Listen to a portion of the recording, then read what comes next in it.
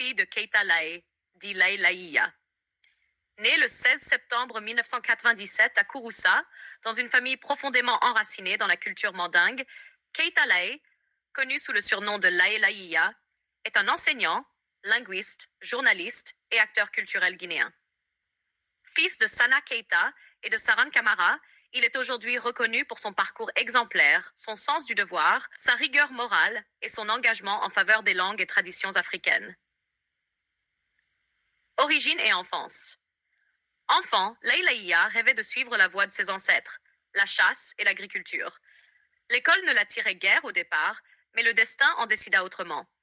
Il commença ses études primaires dans son village natal, Laïa, dans la sous-préfecture de Sangiana, préfecture de Kouroussa, jusqu'à la 2e année.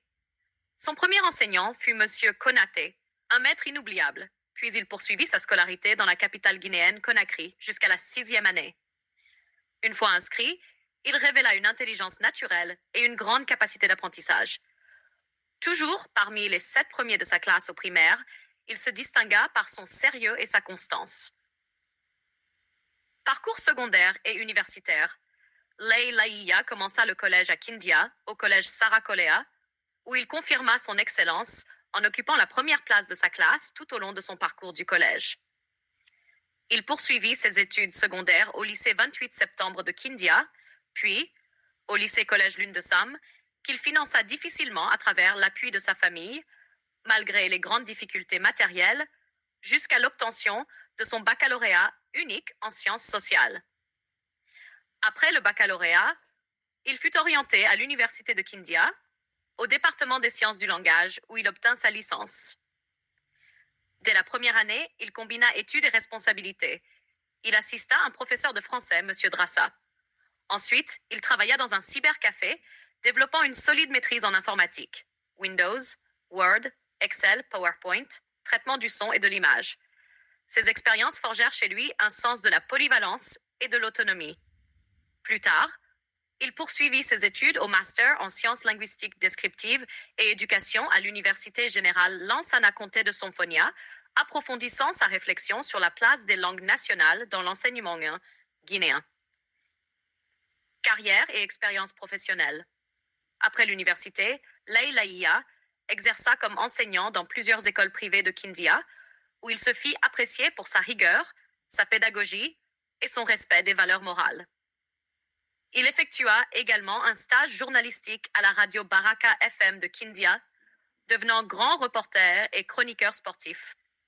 Parallèlement, il s'engagea dans des initiatives d'alphabétisation au sein de l'ACAFA, alphabétisation pour la lutte contre l'ignorance en Afrique, mais également dans l'ONG Culture Mandingue, où il occupe le poste de secrétaire général adjoint. Grâce à son dévouement et à ses compétences, il réussit le concours national de la fonction publique, devenant professeur de français. Ce parcours, bâti sur l'effort personnel, est pour beaucoup une source d'inspiration et de respect. Engagement culturel et linguistique. Au-delà de l'enseignement, Lae Laïa est un ardent défenseur du patrimoine linguistique africain. Sa maîtrise du Nko, langue qu'il lit et écrit couramment, lui a ouvert la voie d'un vaste champ de recherche sur la culture, l'écriture et la pensée mandingue. À travers ses travaux, il milite pour la revalorisation des langues nationales et leur intégration dans l'éducation guinéenne.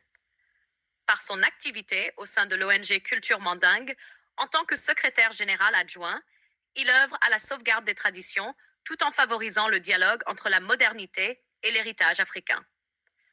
Passion sportive et valeurs morales. Homme complet.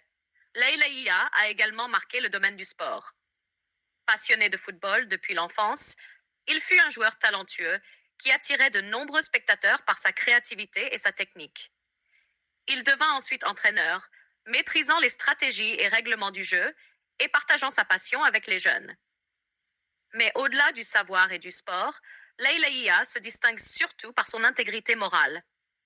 Depuis son adolescence, il s'est imposé un mode de vie fondé sur la discipline, la pureté et le respect de la religion. Par conviction religieuse et coutumière, il a toujours refusé toute relation amoureuse hors du mariage, préférant se consacrer entièrement à ses études, à sa foi et à son travail. À 28 ans, il revendique ce célibat responsable comme un choix de conscience et de dignité. Une sensibilité spirituelle singulière. L'un des aspects les plus singuliers de la vie de Laïlaïa réside dans sa connexion spirituelle profonde. Depuis son enfance, il possède une faculté intuitive rare.